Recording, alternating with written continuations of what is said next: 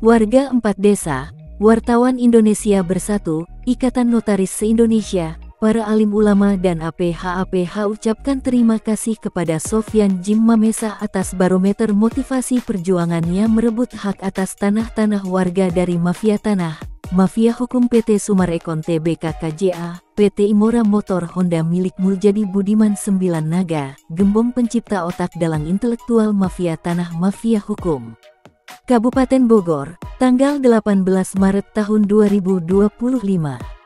Sofyan Djim Mamesah barometer motivasi pelopornya warga masyarakat Indonesia yang berjuang merebut kembali hak atas tanahnya khususnya warga-warga 4 desa, meliputi Desa Cibanon, Nagrak, Pasir Angin dan Desa Gunung Gelis dari para pelaku dan oknum mafia tanah, mafia hukum. Muljadi Budiman 9 Naga, mafia tanah. Mafia hukum adalah PT Sumarekon KJA Tbk, PT KAA Kurnia Alam Abadi. PT yang tidak berizin 24 tahun, merugikan negara hingga triliunan rupiah. PT bermodal dengkul, membangun rumah-rumah mewah di atas tanah milik warga 4 desa. PT yang tidak bertanggung jawab, memberikan ganti kerugian atas tanah-tanah milik warga selama puluhan tahun. Warga diiming-iming, pemerintah dilecehkan, PT yang banyak merugikan banyak pihak. Suara hati dari anak bangsa, rakyat Indonesia, khususnya warga korban 4 desa, meminta kepada pemerintah untuk tegas, melakukan penyitaan aset PT-PT properti abal-abal, bekukan dan cabut pelang dan reklame yang terpasang di sepanjang jalan tol Jagorawi.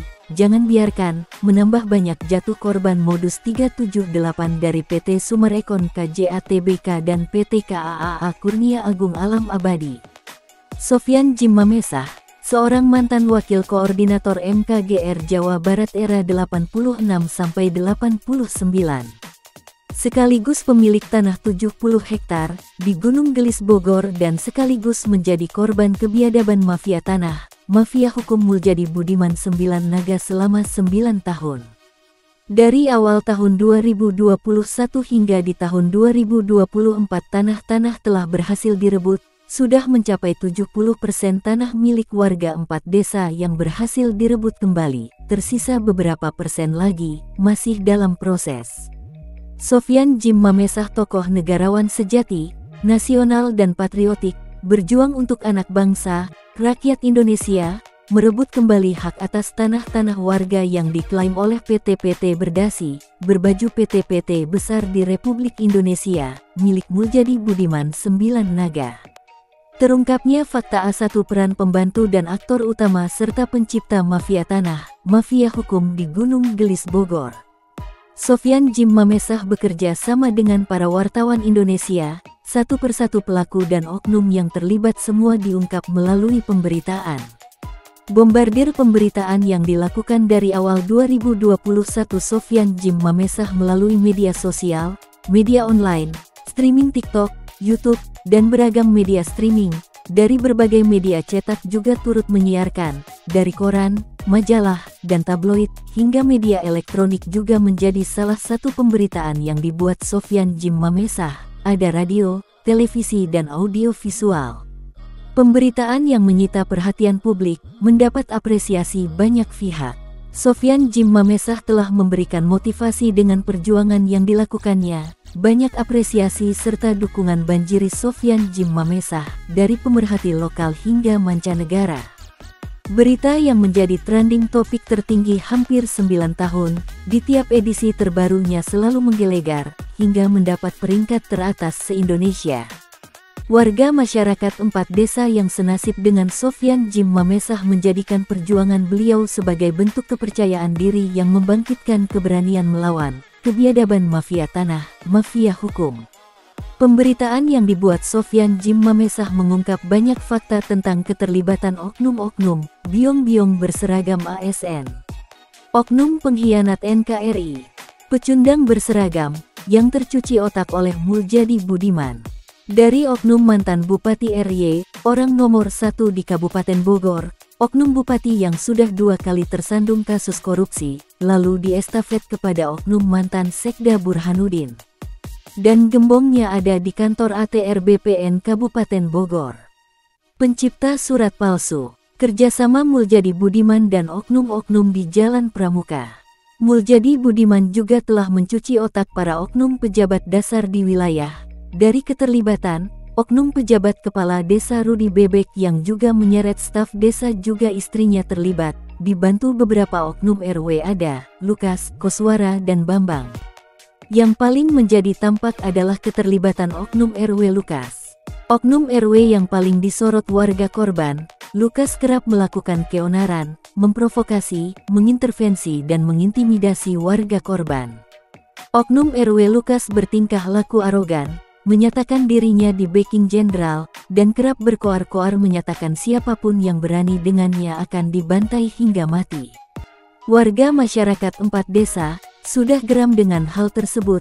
Warga meminta kepada pemerintah pusat, aparat hukum yang terkait untuk secepatnya menindak tegas oknum-oknum yang arogan Lukas CS. Tangkap dan adili, karena sudah meresahkan dan telah melakukan tindak pelecehan terhadap birokrasi dan institusi negara.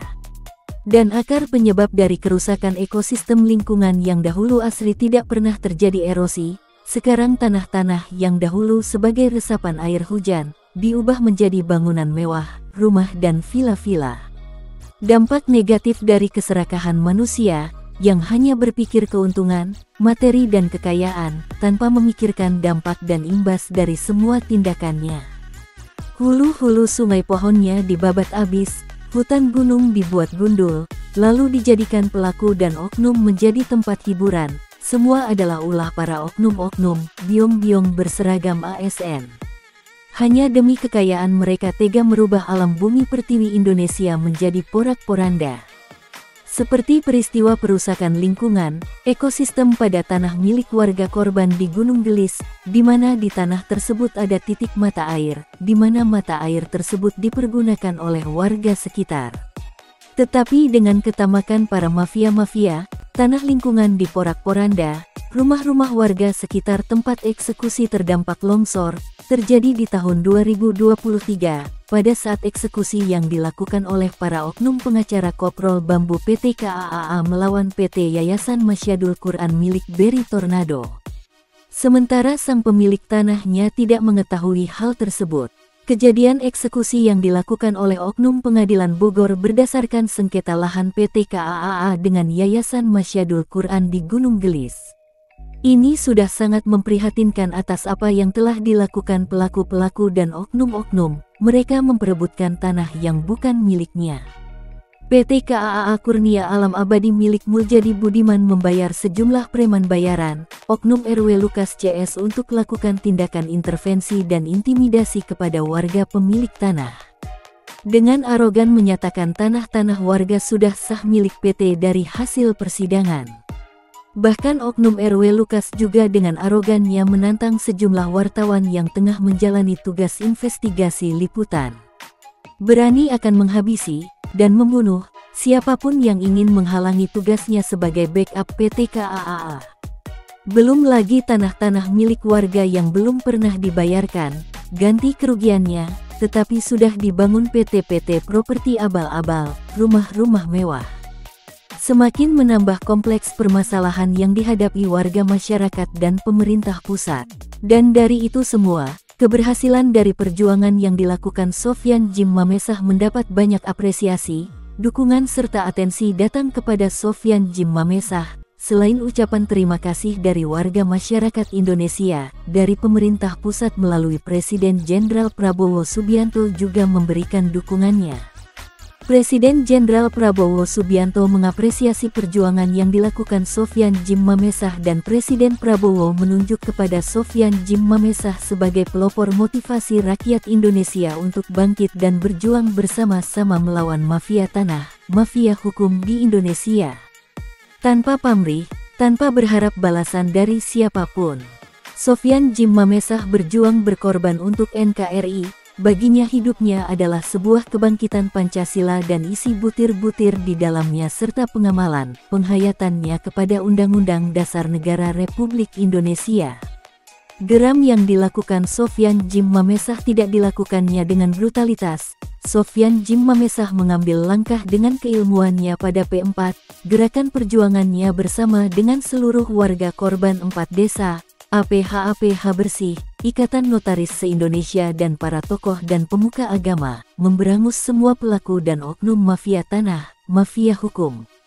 Pancasila sebagai ideologi dan pedoman hidup bagi Sofyan Djim Mamesah dan seluruh anak bangsa, rakyat Indonesia, karena rakyat bergerak atas dasar cinta yang tinggi terhadap NKRI, bukan karena emosi, karena NKRI adalah harga mati. Hukum negara, di bumi pertiwi Indonesia puluhan tahun mereka abaikan. Institusi mereka juga telah lecehkan, NKRI diinjak-injak, ialah pencipta mafia tanah, mafia hukum Muljadi Budiman.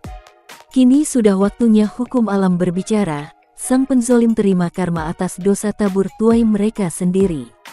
Gercep gerak cepat aparatur pemerintah pusat, melalui kementerian dan APH Bersih langsung terjun ke lapangan. Para menteri terkait dan Gubernur Jawa Barat terbaru melakukan investigasi sidak di tempat, menyegel PT-PT properti abal-abal yang bermasalah dan yang berada di kawasan Puncak, Bogor, Jawa Barat. Beberapa pihak menyayangkan, dengan ada banyaknya oknum aparatur Pemda yang ikut terlibat konspirasi bermain kotor Muljadi Budiman, aparatur pemerintah yang tercuci otak dan ikut bekerja sama dengan para pengusaha properti jahat PT KAA Kurnia Alam Abadi dan PT Sumarekon KJATBK. Dan Muljadi Budiman Sembilan Naga adalah pencipta mafia tanah, mafia hukum, aktor utama, dalang intelektual dari semua aksi biadab mafia tanah, mafia hukum di 4 desa. Muljadi Budiman mampu merubah pejabat menjadi penjahat, Muljadi Budiman telah merusak moral aparat menjadi keparat. Muljadi Budiman adalah penyebab utama, pencipta pencuci otak aparatur bersih menjadi musang pandan berbulu iblis hitam. Sejak Kementerian dan Gubernur Jawa Barat yang baru Deddy Mulyadi melakukan hal yang tak terduga, tidak segan-segan terjun langsung ke lapangan. Kementerian dan sang gubernur langsung gercep melakukan eksekusi, hingga pembongkaran langsung jika ditemukan ada fakta pelanggaran hukum. Saat itu juga langsung dieksekusi. Bongkar dan ratakan, dikembalikan sesuai dengan asal mula status dari tanahnya. Kementerian dan Gubernur Jawa Barat, APH terkait, tanpa kompromi atau omon-omon lagi, sikat habis-habisan tanpa harus mengenal siapa di balik PT-PT yang bermasalah di daerah Gunung Gelis dan sekitarnya. Puluhan tahun rakyat pemilik tanah-tanah dibungkam, sementara pemerintah daerah terus-menerus melakukan pengkhianatan, bekerja sama dengan pencipta mafia tanah, mafia hukum, pemilik PT-PT properti abal-abal Muljadi Budiman Sembilan Naga dan kroni-kroninya. Dan di saat pemerintah pusat melalui Kementerian Kabinet Merah Putih, dan pemerintah provinsi mengambil alih kebijakan yang pro-rakyat, anak bangsa, rakyat Indonesia, warga 4 desa. Pemilik PT-PT properti abal-abal dan para kroni-kroninya, jatuh anjlok, nilai jual beli, saham juga ikut terpuruk. Nilai kepercayaan para penanam modal, saham ikut menghindar. Nasabah-nasabah pun malah balik menuntut, karena tahu, tanah-tanah yang dibeli kepada marketing PT-PT abal-abal, ternyata bersurat palsu. Kini penderitaan yang dialami seluruh pemilik tanah-tanah, warga 4 desa, selama puluhan tahun menderita, telah merdeka dan bisa bernafas lega. Pasalnya sejak 2024 tahun lalu 60% tanah-tanah yang telah direbut kembali, kini petani-petani penggarap telah kembali menggarap pacul tanah-tanahnya. Jangan main-main karena Presiden tegas untuk melakukan apapun demi penyelamatan dan perlindungan kepada NKRI dan rakyatnya. Adanya musuh dalam selimut di tubuh pemerintahan Presiden Prabowo Subianto terbukti ada dan nyata. Ini dibuktikan dengan segala instruksi Presiden dan arahan dari Presiden untuk kemajuan dan kemakmuran rakyat, namun dalam pelaksanaan dan realitasnya jauh berseberangan dengan apa yang diinstruksikan dan diharapkan oleh Presiden Prabowo Subianto. Presiden ingin kebijakan yang berpihak pada rakyat, namun para oknum birokrat malah membuat aturan sendiri yang malah membuat sengsara masyarakat. Ini telah melenceng dan melecehkan asta-cita yang digagas oleh Presiden Prabowo Subianto sendiri. Makin banyaknya mafia, mulai dari mafia migas, mafia BBM, mafia hukum, mafia tanah sampai yang terbaru mafia kebijakan yang menguntungkan para koruptor dan malah mengorbankan rakyatnya sendiri. Diharapkan kepada seluruh masyarakat Indonesia jangan mudah terpancing emosi, terprovokasi oleh oknum-oknum yang tidak bertanggung jawab yang ingin merusak nama baik Presiden Prabowo Subianto. Rakyat meminta pemerintah agar mengesahkan RUU perampasan aset milik koruptor, namun saat ini sebaliknya rakyatlah yang asetnya akan disita jika dalam waktu 2 tahun tidak membayar pajak kendaraan maka kendaraan rakyat akan disita oleh negara. Apa ini yang jadi cita-cita dan harapan Presiden Prabowo Subianto? Karena bukan ini keinginan Presiden Prabowo, melainkan strategi busuk para perusak kedaulatan NKRI, penjajah kaum komunis yang ingin menghancurkan negara kesatuan Republik Indonesia. Kami segenap anak bangsa meminta kepada Bapak Presiden RI Prabowo Subianto agar mengevaluasi kinerja dan kebijakan pemerintah yang selama ini dianggap merugikan rakyat Indonesia. Dan atas dukungan serta atensi dari Presiden Jenderal Prabowo Subianto kepada Sofyan Djim Mamesa atas telah melakukan pengungkapan pelaku dan oknum mafia tanah mafia hukum melalui pemberitaan, diharapkan Prabowo Subianto untuk terus berjuang ungkap fakta nyata apa adanya, jangan berhenti berjuang untuk NKRI harga mati. Salam merdeka, salam NKRI harga mati. Atas nama rakyat Indonesia, merdeka, merdeka. Merdeka.